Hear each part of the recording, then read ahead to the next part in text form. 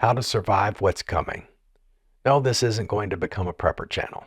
Actually, this wasn't the topic I even had planned for today. But so much has crossed my desk in the past few days, it's made this topic all but inevitable. And this channel bears the name of our private membership group, the Free Time Mastermind. We learn from each other and we work together to resolve each other's business challenges.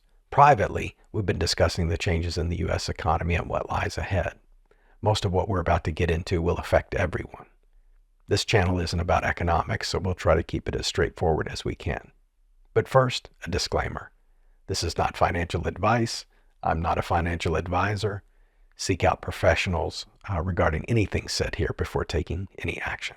The economy is in trouble, big trouble, and headed for more. It's been a dumpster fire since the pandemic, arguably before that, and the government failed to make a substantial positive impact. Consumption is slowing down, and prices are rising. And despite all the nastiness of the current election, whoever gets dubbed captain of the USS Titanic will watch the ship go down. It may not hit the seafloor, but it's going to take on a lot of water. Bold claims from a random guy on the internet, right? Well, we'll see. Allow me to make my case.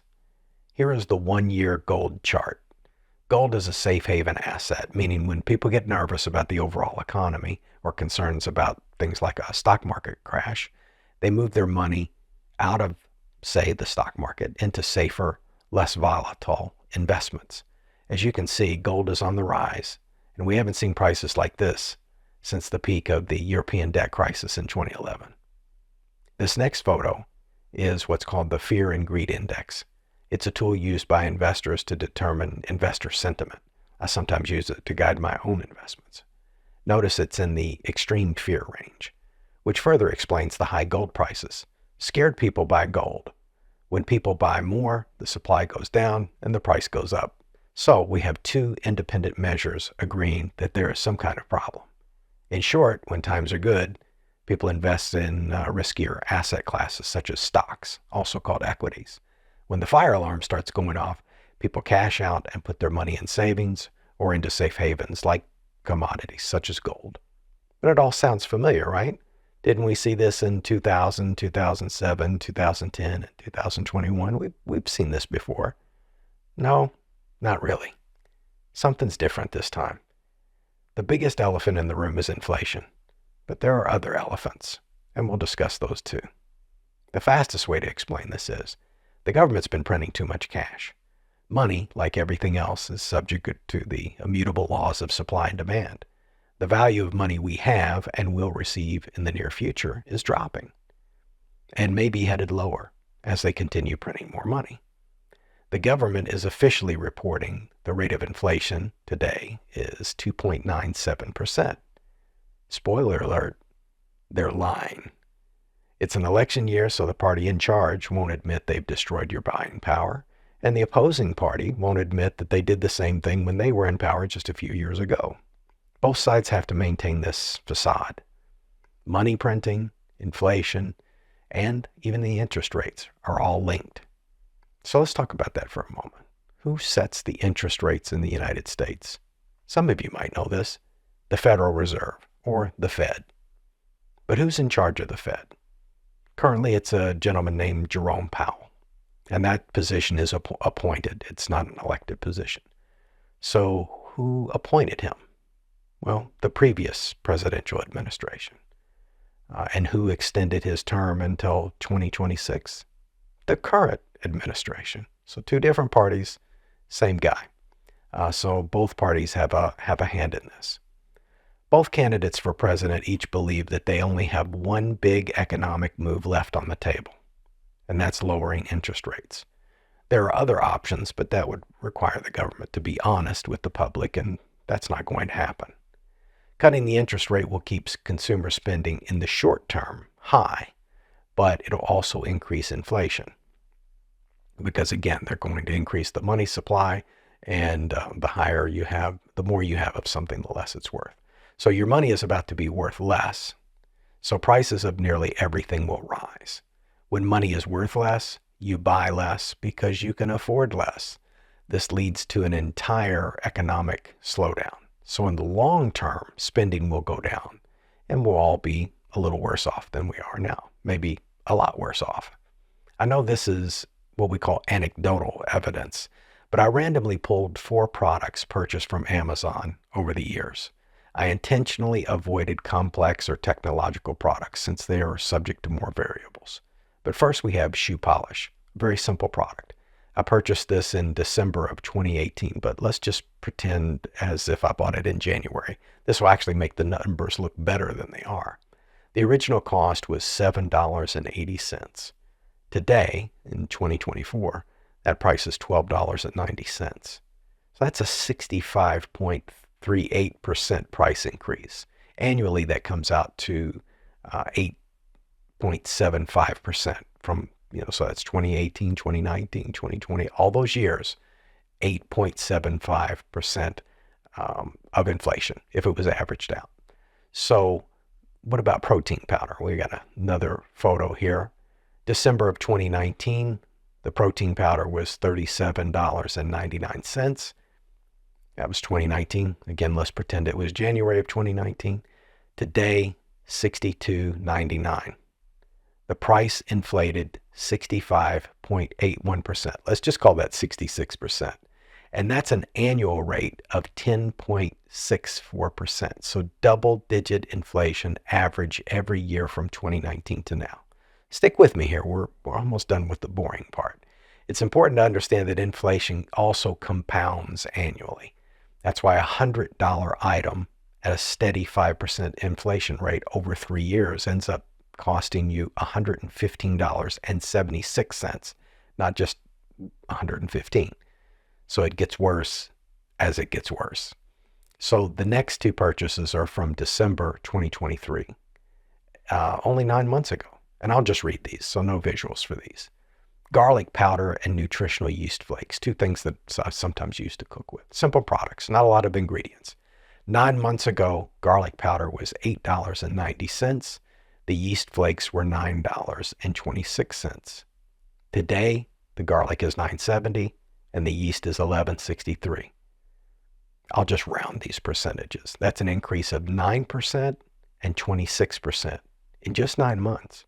If you project that to an annual inflation rate, you get 12% and 36%, a 36% increase in a year. By the way, guess who stopped buying nutritional yeast flakes? And that's the point. Higher inflation causes large changes in consumer spending. Meanwhile, the geniuses in Washington say the inflation rate's only 2.97%. Inside the U.S. Department of Labor is the Bureau of Labor Statistics. They perform many functions, but one of them is to produce the Consumer Price Index, or CPI, which is where these fabricated inflation numbers come from. But look at it from their perspective.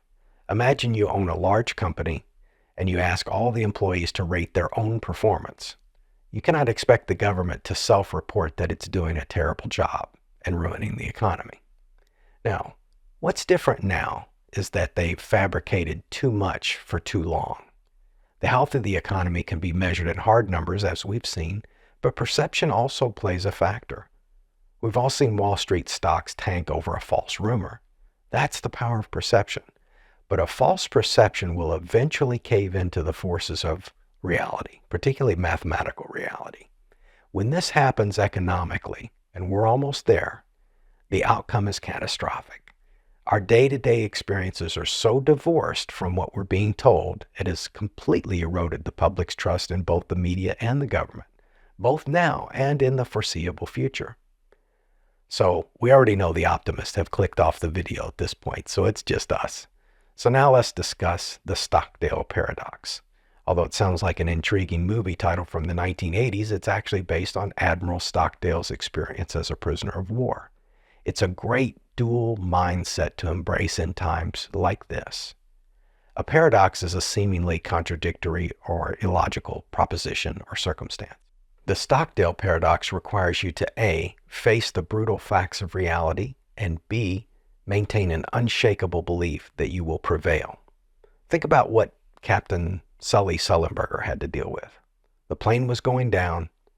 Nothing could stop that. His job was just to mitigate the damage.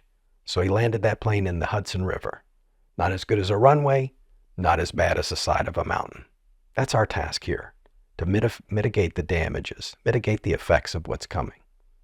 So the first way to prepare is with your mindset, using something like the Stockdale paradox. And next, you mitigate it through your actions. We'll first look at personal economics and then scale it up for business. So if everything was going to cost 20% more tomorrow, what would you start doing differently? Well, you should start doing it differently. If you change your behavior now, the sting of what's coming will hurt less or not at all. The two main ways to offset rising inflation is to decrease your spending or increase your earning. You can also do both, obviously. On average, the expenses that cost us the most are housing, transportation, food, insurance/medical costs, and utilities. So we saw this happen in the housing crisis that was around 2007, 2008. There were a lot of people that, when the variable interest started going up, they started thinking, my goodness, it might be time to downsize. Maybe they got into too much house because it was easy to get a loan. It seemed very attractive. So a lot of people went way beyond their means in those purchases. So people are going to start thinking the same thing now. So people are going to start thinking about downsizing their home, their condo, their apartment, etc. Well, sooner is better than later. Making the smart move when everyone is having the same thought, that's too late. We looked up some research conducted by the Pew Research Center, and they reported in 2020 more kids moved back with their parents than at any time since the Great Depression in the 1930s. That's almost 100 years ago. So in 2023, just last year, the number only dropped by about 4%. But we're expecting that number is going to go back up again and probably hit and maybe even exceed what we saw in 2020. Americans, especially those of us whose grandparents were born here, frown on multi-generational households, which means, maybe the father or the son, the grandparents are all in the same home. Immigrants today, and immigrants of past times, use this to their advantage. There's a real cost savings of families living together that simply can't be denied. And there's plenty of advice out there regarding how to lower your costs in transportation, food, insurance, and utilities. So I'll move to the business aspect here in a moment. But teaming up with friends and family and neighbors to buy things in bulk is always a wise thing to do. You can kind of get them started with one item, something simple that everybody uses. And you got to ease people into changes like this. But eventually they might even get addicted to saving the money and start getting competitive with it, which makes it a bit fun. So another reason buying in bulk right now makes sense is you're going to avoid the pain of the price increase down the road. If you run out of said product before inflation gets back under control, the higher price you'll have to pay is unavoidable, but you've saved money in the meantime.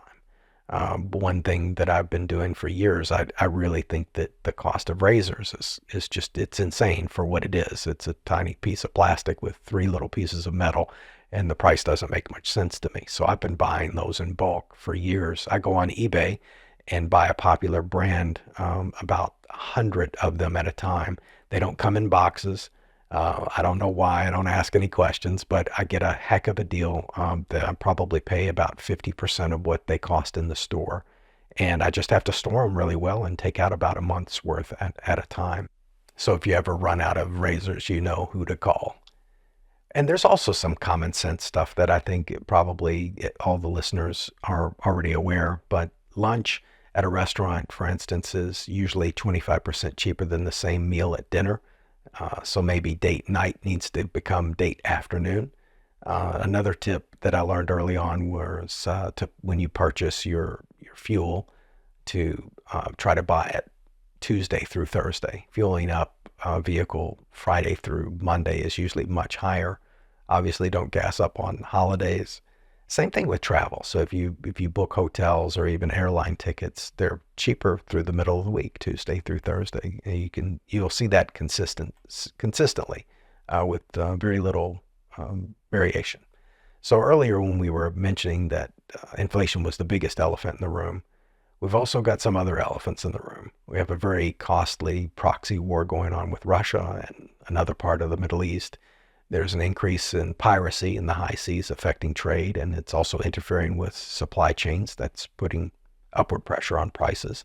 And unfortunately, I've not heard any world leaders discussing any realistic or rational solutions to any of these. So I can only presume that these problems will persist. And the final wild card are fuel prices. Everything that we buy has to be brought to us, and any increase in the cost of gas, for instance, due to conflict or production issues will cause the price of almost everything to go up. And I am saving some good news for anyone who makes it past this next part. So whether you're an employee, business owner, or both, let's look at where high inflation makes the least and the most impact. So the industries that really get pounded during periods of high inflation are construction and real estate. If they don't build things that no one can afford to buy. So that's the construction problem in a nutshell. So next is manufacturing, which is still limping since the pandemic and likely headed for more layoffs and plant closures. There have been some major announcements in both just in the past month. Next is transportation and logistics. So like the builders, if the builders are building less and the manufacturers are making less because buyers are buying less, then there's less need to move things around. So of course, further down the chain, that affects transportation and logistics. And consumers will start to move where they're just going to be sticking to the essentials. And they'll, stores would definitely start to feel the pinch. So then that brings in some pain to retail, which is another part of it that gets really affected. And as you can see, all of these are almost directly connected to each other. As far as least impacted industries, technology, especially ones that just produce software, their development costs will rise a little bit, but overall, once they've built something, there's very little as far as inputs required to keep providing it, to keep selling it. Same for digital entertainment, such as streaming services. They're less affected. Personal care products, pharmaceuticals, and the financial services all tend to experience the least shock from inflation. So if you are in those industries or associated with those industries, in both cases, and in anything in between, keep your eyes open. But if you're an employee at this moment in time, now is the best time to make yourself indispensable. Probably during the next 3 quarters, which is from now until the end of March of 2025, a lot of companies are going to be looking to shed expenses to survive. Wages are almost every company's biggest expense. So naturally, they'll look to cut employees first. Employees and contractors that can go the distance may be in for a pleasant surprise, but let's talk business for a moment. If you're a business owner already struggling, you have some tough decisions to make. This isn't the time for businesses or even consumers to take on more debt, especially just to survive. Do what you can to cut costs without losing your best customers or your best employees. As far as competition, companies can only compete on price, quality, and convenience as far as what they deliver. Make sure you're doing what you can in each of those categories, because there will be a light at the end of the tunnel. I was in marketing during the housing crisis and saw things in 2008 that took me years to understand. A lot of companies slashed or even stopped their marketing altogether. I mean, granted, you should be more judicious in your marketing and your ad spending, but stopping it altogether, that's a really bad move. I mean, the positive cost savings is obvious and immediate if you were to stop your marketing. But the downstream problems that happen later when the calls and the emails stop, that causes a lot of companies to implode down the line. Marketing, branding, ads, PR, and everything related to those things help fill up that large end of your sales funnel. If you stop your efforts, but your competitors don't, then over time, they're going to siphon your customers away. And when things get tight, you can employ effective, low-cost, high-impact marketing solutions like testimonials. Also, gently requesting referrals is an often untapped resource.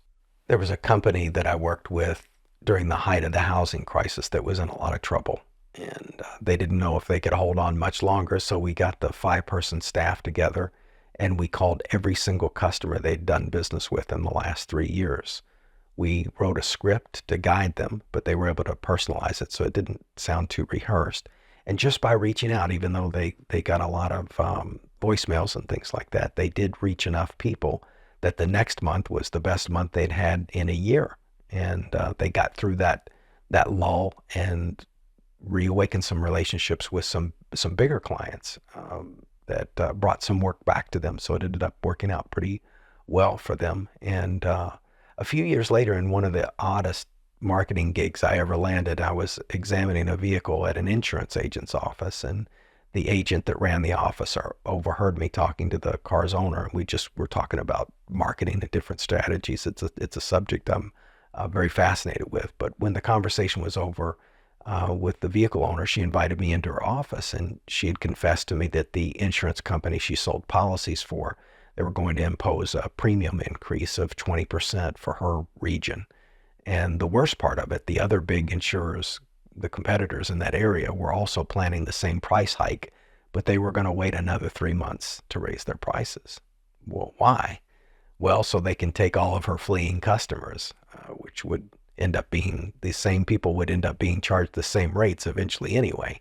So similar to what we had done with the other company, we got a plan, and this one involved emails, letters, and phone calls. She had about 2 weeks before the hike was official. So we were in damage control mode. And we also discussed the Stockdale paradox. She was going to lose customers. Nothing could stop that. Our job was just to mitigate the damage and to land the plane in the Hudson instead of the side of the mountain. And I'd wish I'd kept better notes from that time, but I do remember she was bracing to lose about a third of her customers. She'd been an agent in the community for a long time, but we're talking about the single highest price increase that her or her customers had ever seen.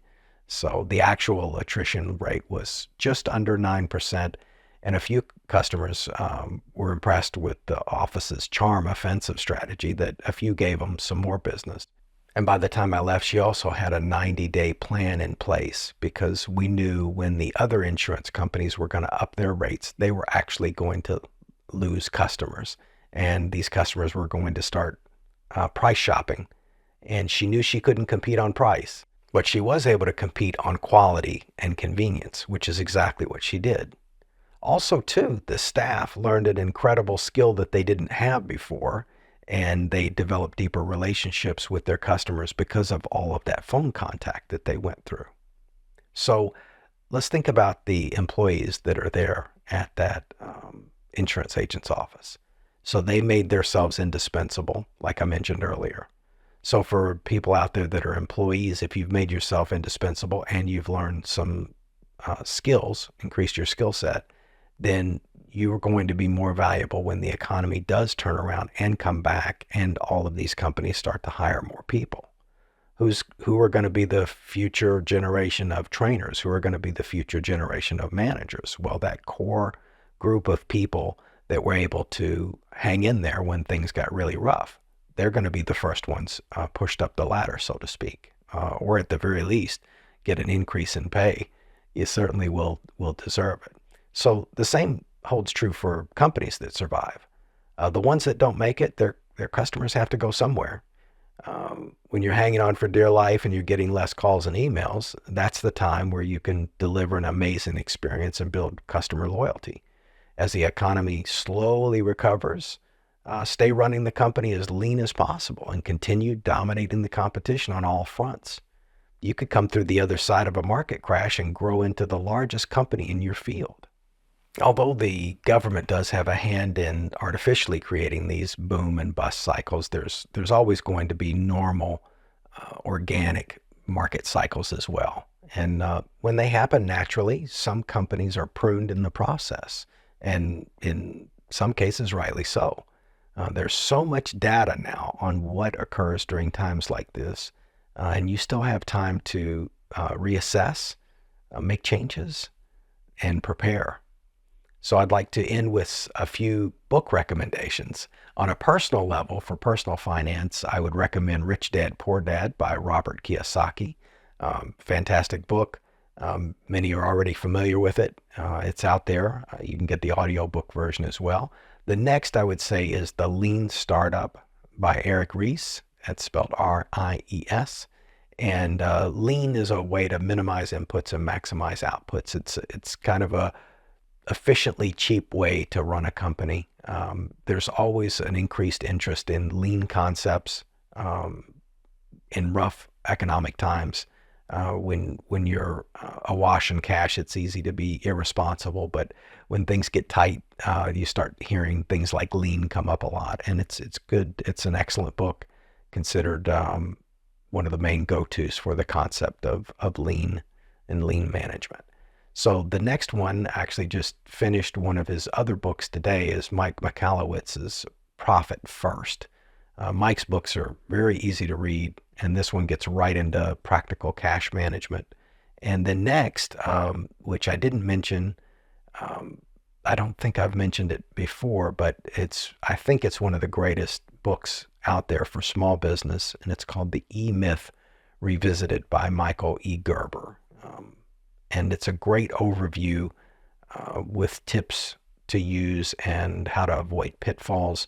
There is some financial management suggestions in there, but it's a great overall operational guide to business, and it does dispel myths. Even if you've owned a business for 20 years, you're going to learn things from that book. It's that good. And lastly, I would humbly recommend my book, Scintilla. I suggest it for two reasons. First, if you're an employee or someone unemployed, you can use the book to create your own opportunity, because you can come up with a product idea, business idea. And again, as I mentioned in the book, you don't have to develop your own idea. In other words, you don't have to have it manufactured. Some people just sell their ideas or license them, and you can get recurring revenue from that. And then secondly, for business owners, they can learn from it, possibly improve something they're already offering, or add something completely new to their lineup. Thank you for joining us on the Free Time Mastermind podcast. I'm your host, Robert Gaines. To support the channel, please click like, comment, subscribe, and share this episode. The book Scintilla, The Ultimate Guide to Generating Business Ideas, Products, and Services, is now available on Amazon. It's available as an ebook, softcover, and hardcover. Please find the link to the Amazon page in the description, as well as other links relevant to this episode.